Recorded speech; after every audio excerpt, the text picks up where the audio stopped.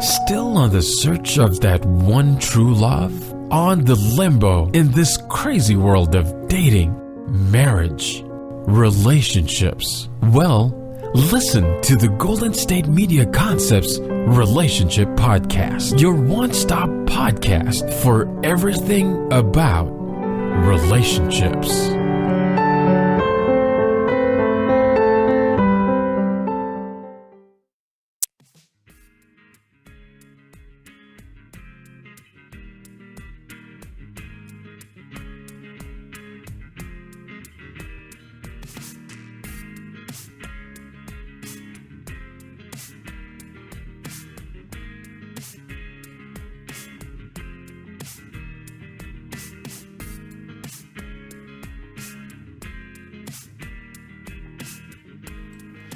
Hello and welcome to the GSMC Relationship Podcast, brought to you by the GSMC Podcast Network. I am Sarah, and I have been your host occasionally on this podcast.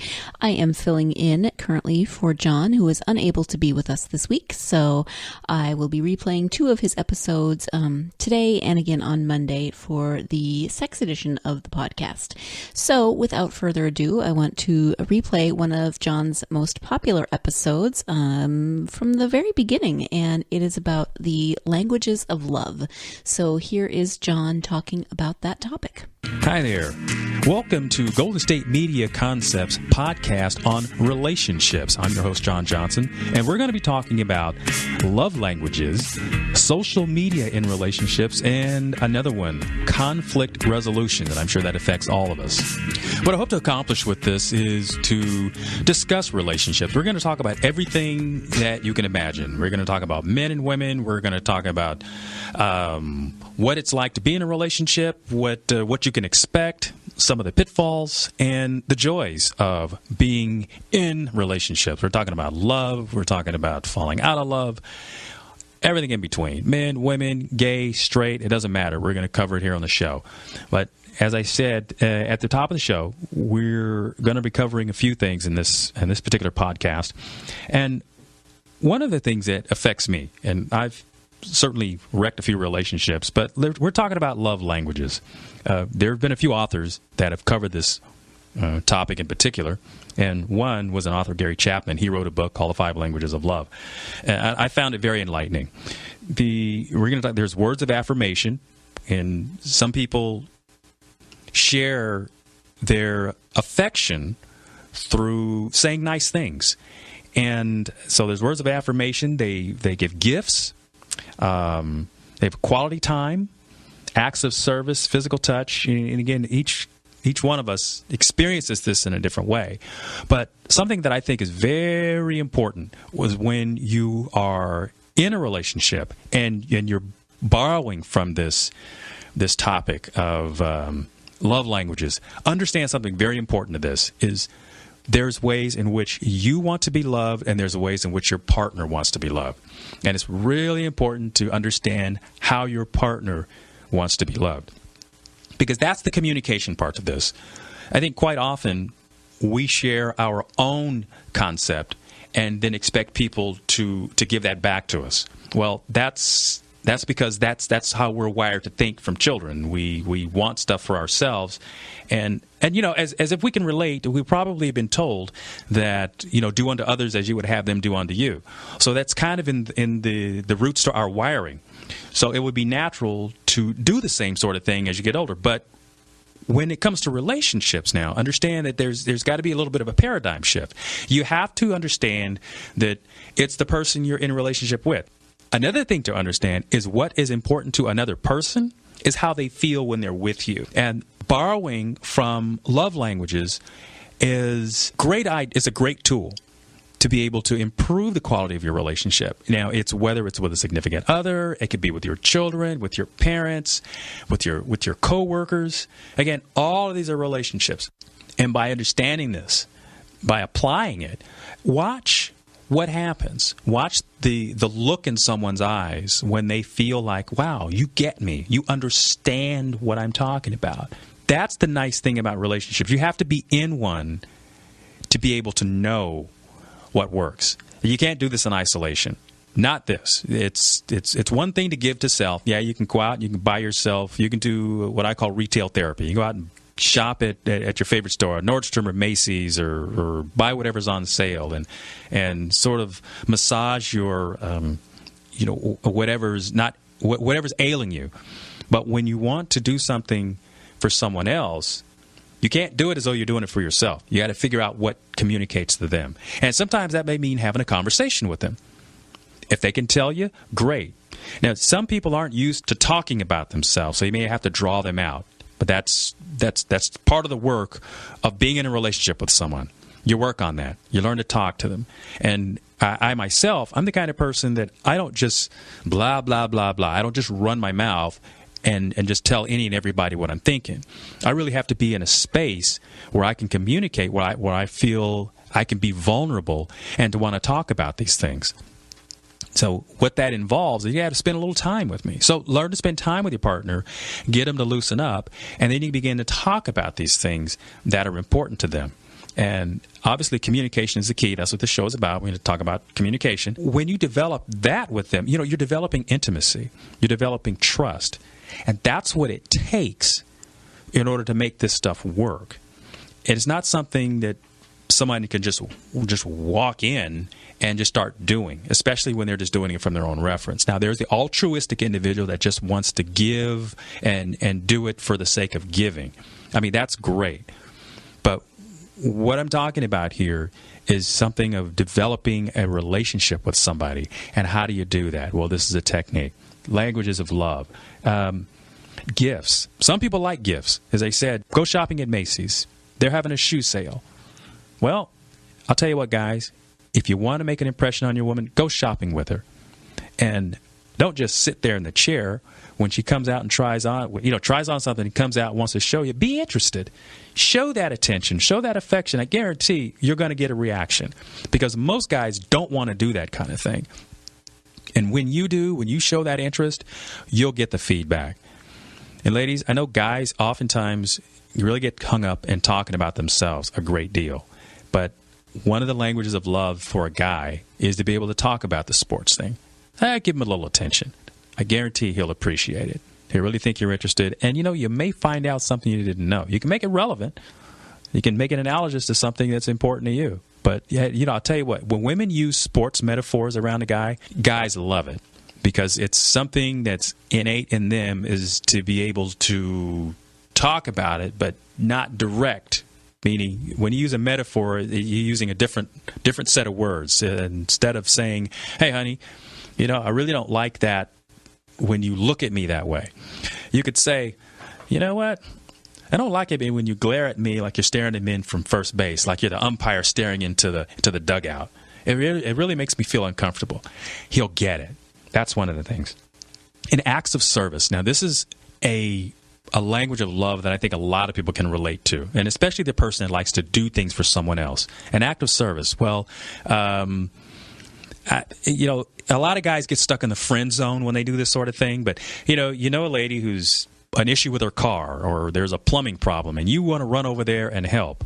Well, I tell you what, being able to give to someone is an act of service. And the person that's receiving that, say, for example, the guy comes over to your house, he sees that you've got a plumbing problem, he comes over and fixes it. I mean, not only just does he fix it, but he says, you know what, why don't we put in a new faucet? Because this faucet is just raggedy. Well, that's going to take a little more time. He's got to go down to the hardware store, get that faucet and want to put it in and put all the pipes and hook everything up. And he says, see, look at that. Hey, you got a brand new one.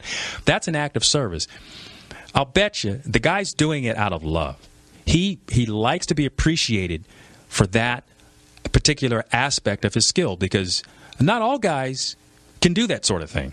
Not all guys are mechanically inclined, but those of us that are mechanical, we love that. We love being appreciated for that. But understand, that's an act of love. That's that giving that shows, I really care about that person. Some people can just throw money at a problem and never have to touch it. But not everybody has the means to do that. So that's an act of service. Physical touch. Now, walking up and just arbitrarily stroking someone's arm or grabbing their hand in And that's what I'm talking about, physical touch. Or I'll tell you what's a really nice one is if you're just kind of sitting, you're sitting back, you're just kind of not paying attention to things, and you might have a little stress on your face, and when your woman walks up to you and just starts stroking your forehead, doesn't that feel good? Doesn't it? Yeah, it does. It does feel good. And you just start rubbing that forehead, and you can just feel the stress just melt away. I like that. That's physical touch. And, there's the other part. There's sexual arousal, too. You can, and guys kind of relate to that part. I know women are always saying, well, guys are always trying to hit a home run in the first date. Well, sex is very important. I mean, it's important to all of us. But guys tend to respond to that because that's part of their wiring. They have to understand themselves that, there's when it's appropriate and there's when it's not. But given the experience, guys obviously respond to sexual conduct. They love it. But, again, you got to do it when it's appropriate. So did I talk about words of affirmation? Yes. Gifts, quality time, acts of service, physical touch. I think about what does it mean to be affectionate? Well, it comes in several forms. It's a look. It's a stroke of the arm. It's being thoughtful. Thinking of remembering today's the anniversary, that sort of thing. Never forget those. These are tools you could use the rest of your life, and it works in all your relationships. And what I have coming up next is social media in relationships. We're going to talk about that because I know that a lot of people borrow that, and what happens to them is if you use it in the wrong way, it could grenade a relationship in a heartbeat. And we'll be right back after this. Are you looking for the very best NFL and college football podcast? Then check out the GSMC Football Podcast. Get the latest football news both on and off the field. From the NFL Draft to trades to the rumor mill to the NFL Combines, they got you covered. That's GSMCpodcast.com/football-podcast. Get updates on college rivalries, game day insights, and much, much more. It's football talk the way you want it. This show eats, sleeps, and breathes football. Don't forget to like them on Facebook and follow them on Twitter. Visit GSMCpodcast.com for more info.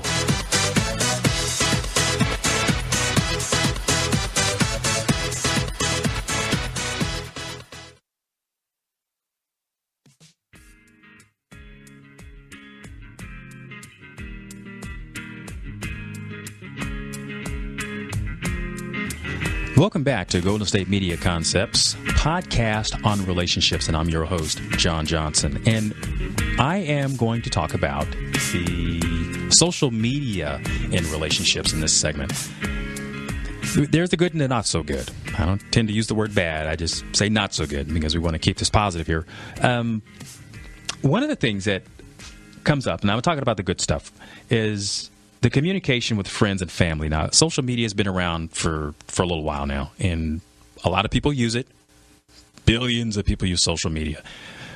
And the positive aspects of it are you lose contact with people. I mean, it used to be that when we talked to somebody, we either did it over the telephone or we might send them a letter.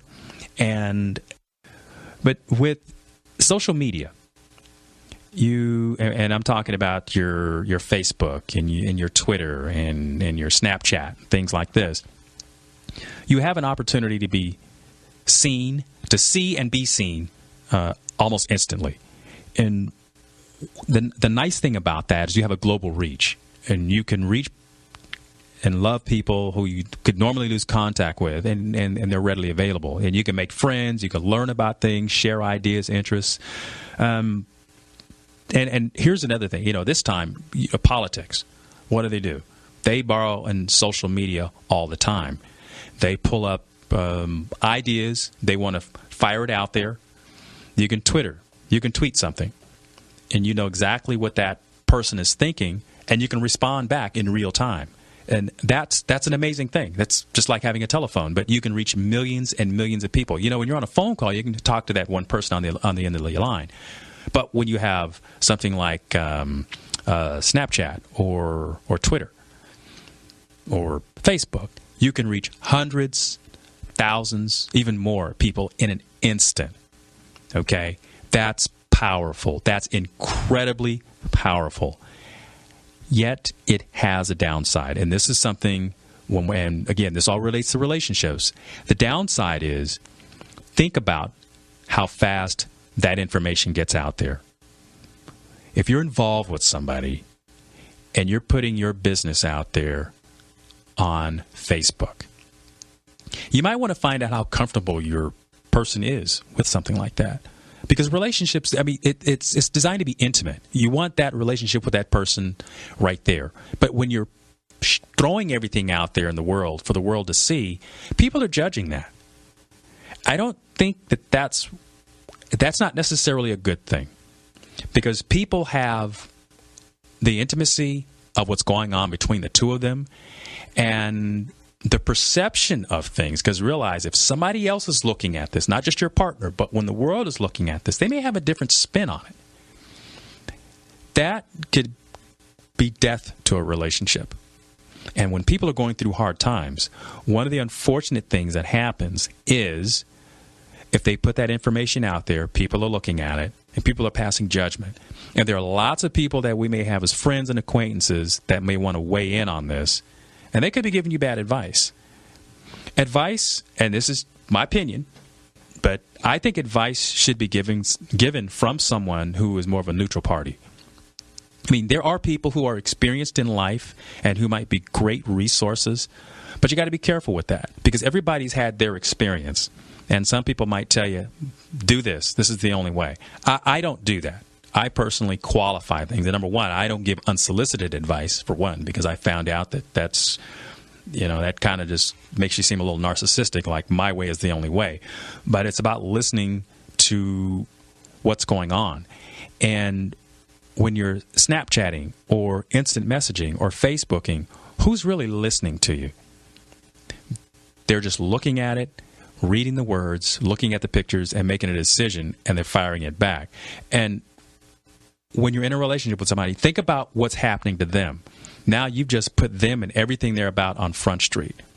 Now, we're not talking about catching a criminal who just robbed a bank. You take a picture of him, put it out there, and we'll all find him together. No, we're talking about something, and you've had a breakdown in communication. You've had an argument with your significant other, and you're putting the details of that out there in the world. Well, what if you make a mistake? And quite often, in conflict, that's what we've done. We may have misinterpreted something somebody said, an action, and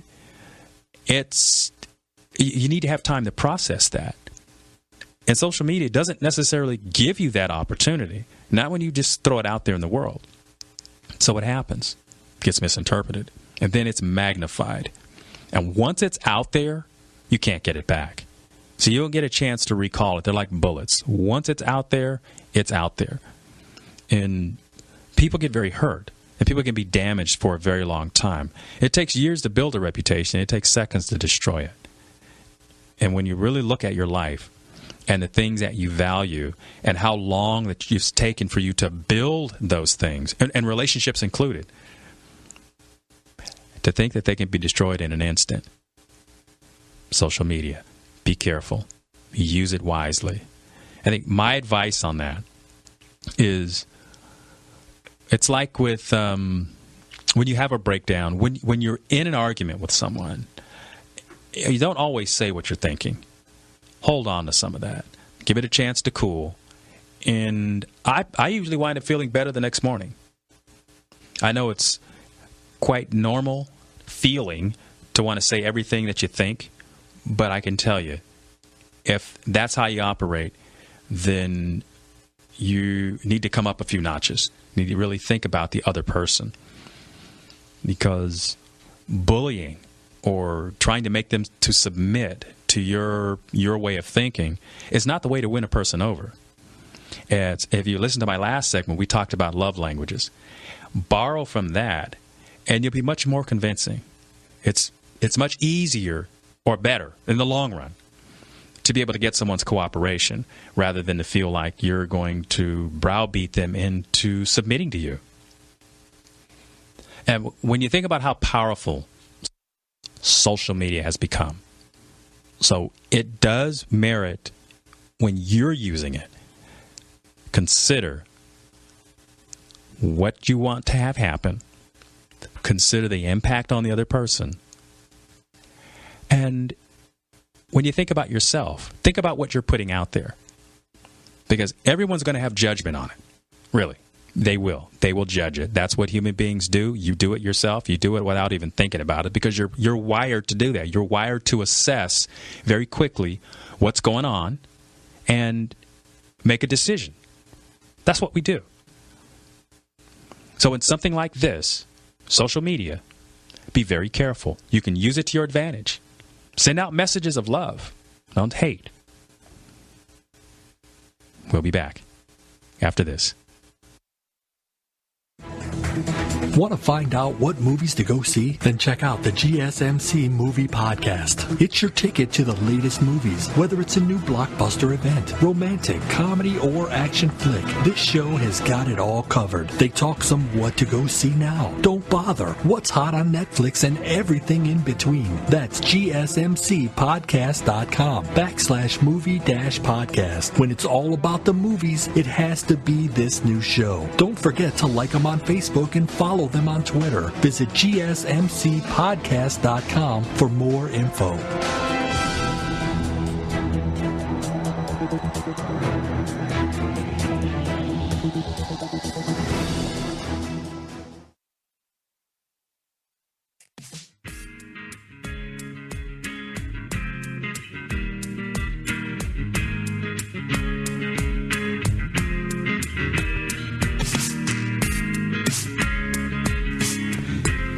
And if you're just joining in, I've been talking about love languages, social media in relationships, and I am now going to cover conflict resolution in relationships.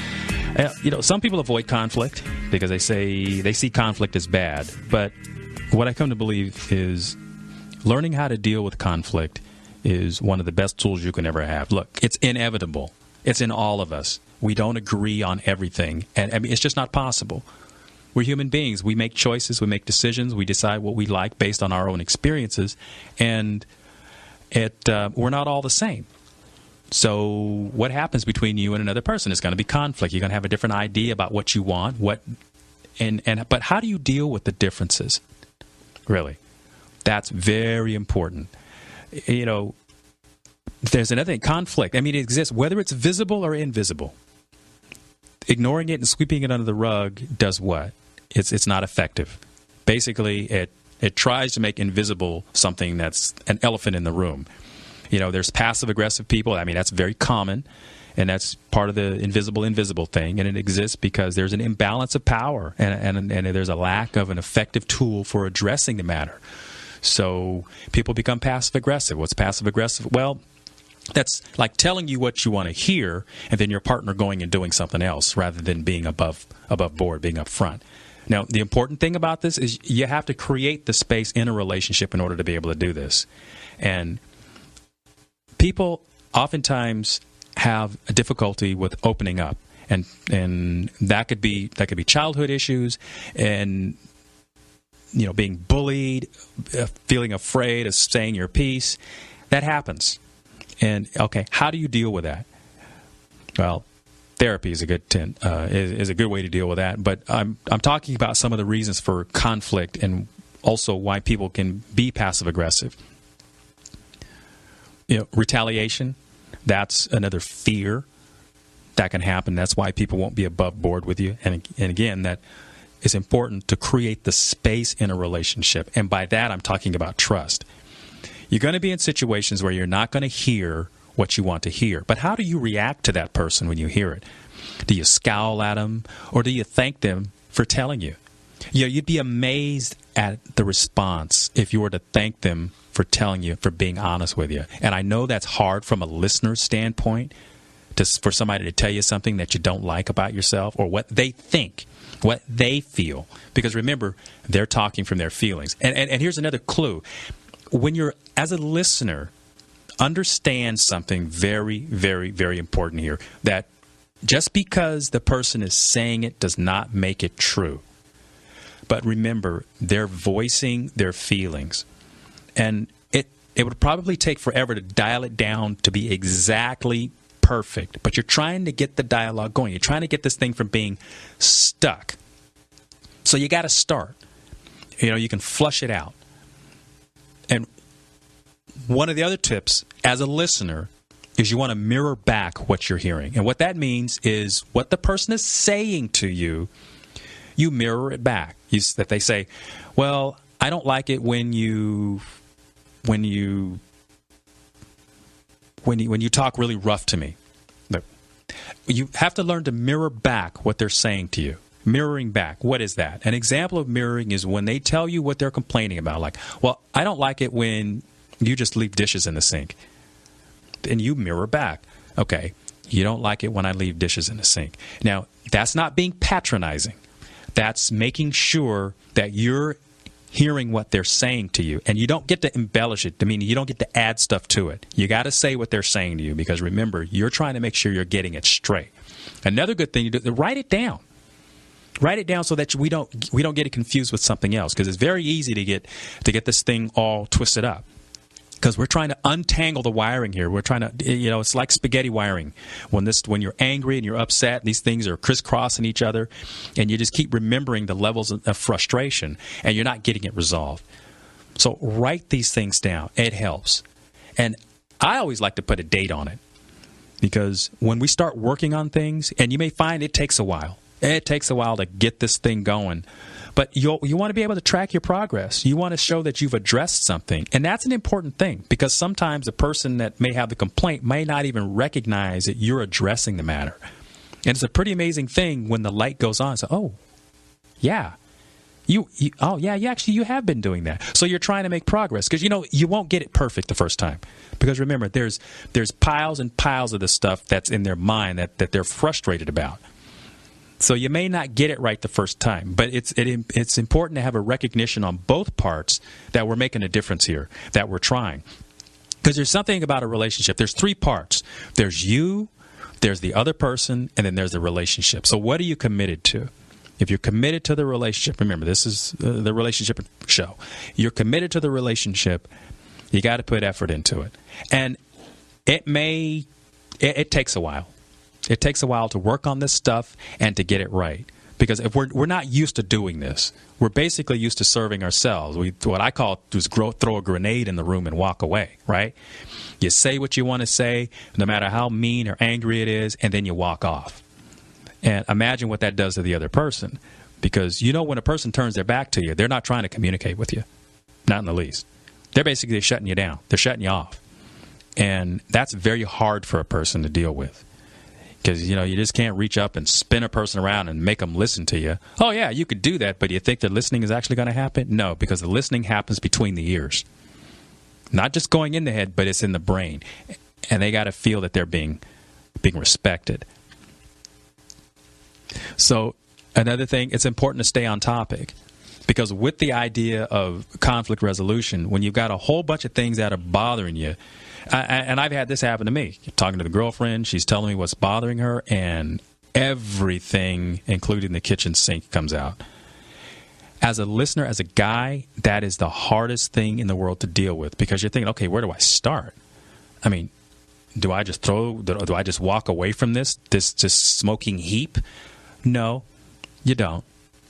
You try to help him narrow it down to one thing. And you know what's amazing? Oftentimes you will find that there's one common thread that underlies all of this. And when you fix that, a lot of these other things just melt away. Imagine how good that feels. So that's limiting the discussion so that you don't feel overwhelmed. And remember, everything that's being said doesn't have to be factual, because that is difficult, because people are remembering how they felt. So they're going to describe it in words about how they feel. And it may seem real inflammatory. Expect that. That's part of the process. It's supposed to go that way. And then after the person's had a time, and we should put a time limit on this, so you just can't go on and on and on and on and on forever. Then you can see some of the tension start to melt away. And then you begin to work on communicating. You begin to talk about how we're going to resolve this. Okay, I've written it down. You don't want me to put the dishes in the sink and just leave them. Would you like me to rinse them off? Would you like me to do the dishes? once or twice a week. Whatever your partnership, whatever your agreement is going to be, you work on those things. And I guarantee you're going to start having a difference in the relationship that you have. And here's something that I think is important to all communication is when you're trying to resolve a conflict, it is important to avoid backing a person into a corner. I believe you should give a person a tactful way to back down. You may catch them with their hand in the cookie jar. I saw you do it. Now that serves the person who's speaking. Oh, I saw you do it. I know you did it. Blah, blah, blah, blah, blah, blah. Well, think about it. They know they've been caught.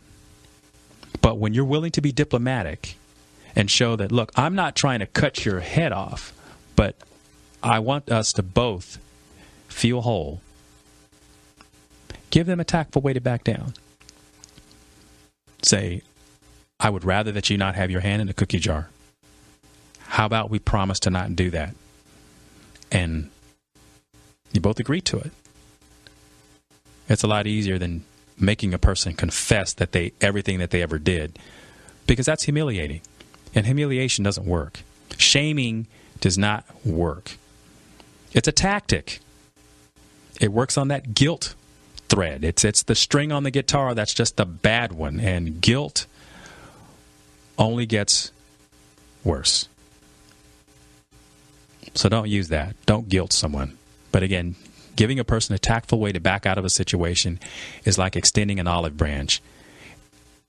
And that makes a person feel better about you. And remember what I said in one of the earlier segments about a person feels in a relationship, when they feel good about being around you, they'll want to repeat that experience. That's the dopamine, that's the endorphins, that's the everything going off in the mind. That's what's making all that work. I want to thank you for listening to Golden State Media Concepts Relationships Podcast, where we talk about all things relationship related. I also want to thank you for listening to the GSMC Relationship Podcast. Thank you so much for tuning in, and invite you to tune in again next time. John will be back with us next week.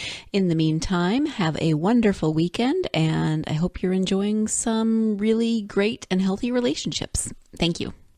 You've been listening to the Golden State Media Concepts Relationship Podcast, part of the Golden State Media Concepts Podcast Network. You can find this show and others like it at www.gsmcpodcast.com. Download our podcast on iTunes, Stitcher, SoundCloud, and Google Play. Just type in GSMC to find all the shows from the Golden State Media Concepts Podcast Network, from movies to music, from sports to entertainment, and even weird news. You can also follow us on Twitter and on Facebook. Thank you, and we hope you have enjoyed today's program.